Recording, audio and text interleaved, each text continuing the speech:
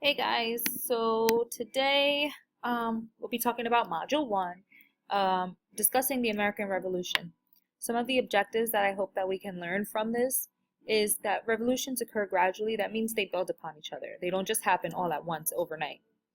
I hope that we can also compare the accounts to arrive at unbiased conclusions involving the Boston Massacre. So maybe we can look at the Boston Massacre and kind of look at all the different evidence and come to our own type of conclusion because it's still something that we don't know what really happened today.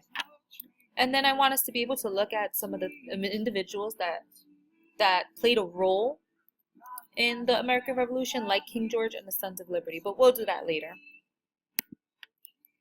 Now, before we understand why the American Revolution happened, we need to understand how British government worked.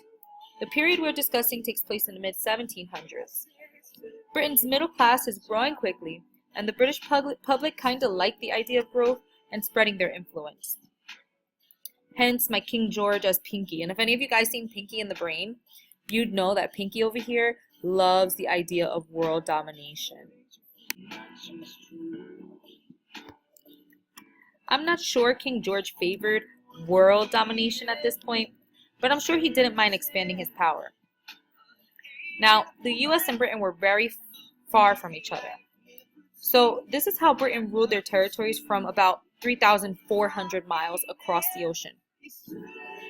So the colonies had legislators that acted independently. What this means is for each colony it was different. They had a different type of government, a different person running it, and there were no checks and balances. So basically, the more power you had, you can kind of do whatever you wanted. Merchants in port cities are cities near water, like Charleston in South Carolina, New York, and Boston, didn't want the British government to run their businesses. They probably didn't want them to run their businesses because they worked a lot of trading, and so they made a lot of money, and they didn't want Britain taking all of that money from them, which eventually they're going to do through taxation.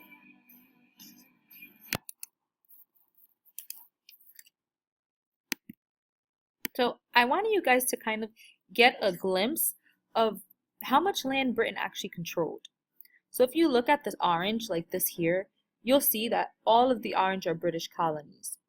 So you've got British colonies all here except for Florida. Florida belongs to Spain. And then you've got some British colonies up in Canada. This lined, seeded word here means some of the lands that the British won after the French and Indian War. The French and Indian War is just a war fought between not the French and the Indians, because the French and Indians were actually allies, but fought by the French and the Indians against Britain. And so the French, which once owned this part up here and this in here, they have to give that all to the British.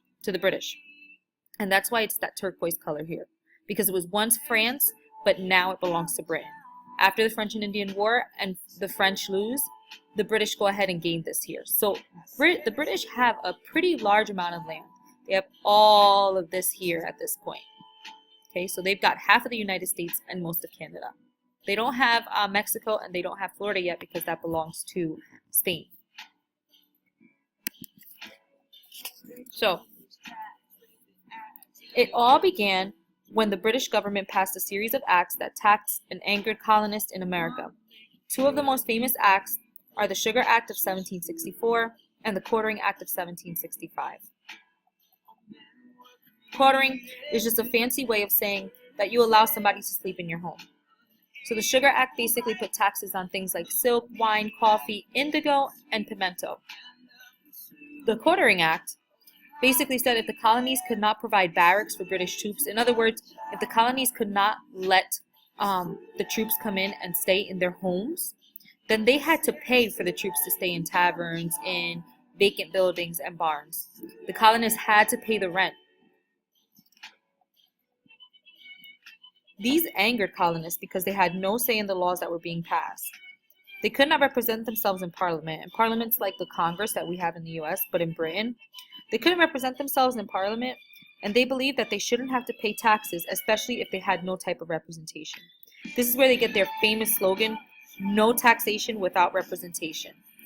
Basically, the Sugar Act kind of angered merchants because they complained that it hurt trade and allowed officials to seize their goods without due process, so they could go ahead and take whatever they wanted without even justification.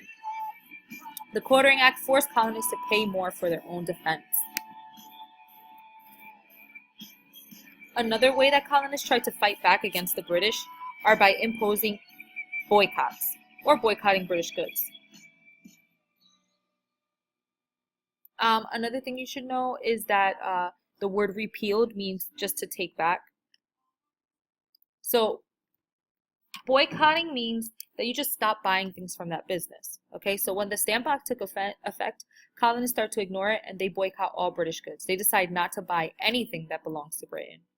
All the merchants get together and they sign this thing called a non-importation agreement. And basically they're agreeing not to buy British goods at all until the Stamp Act is repealed. Again, repealed means just to get rid of or taken back. Eventually they win and the Stamp Act is repealed in 1766. But all is not calm. Tensions increase and Britain sends in troops. One area where people were resistant was in Boston.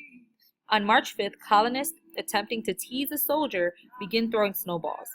When he calls for help, he is joined by his captain, Captain Preston, and his other soldiers. At the end of the scuffle, there are 5 dead and 6 wounded.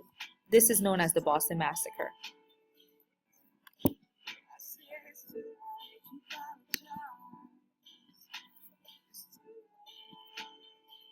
So, boycotting British goods means the British aren't getting any money.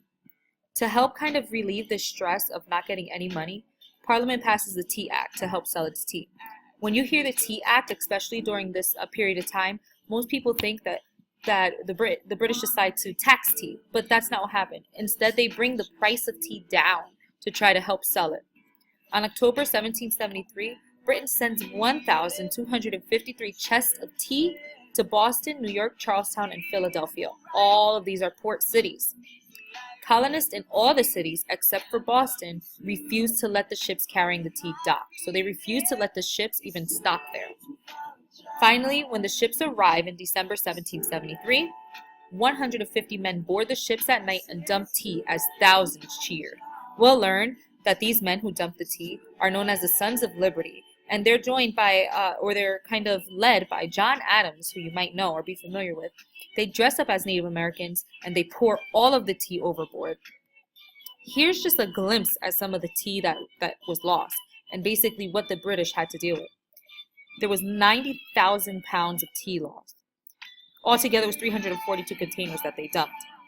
That's the equivalent of $1 million in today's day and age. That's a lot of money. Don't forget to complete your notes and look at Module 2 when you get a chance and complete Module 2 notes. Save your notes onto your folder where I can see them and grade you for your notes. See you tomorrow.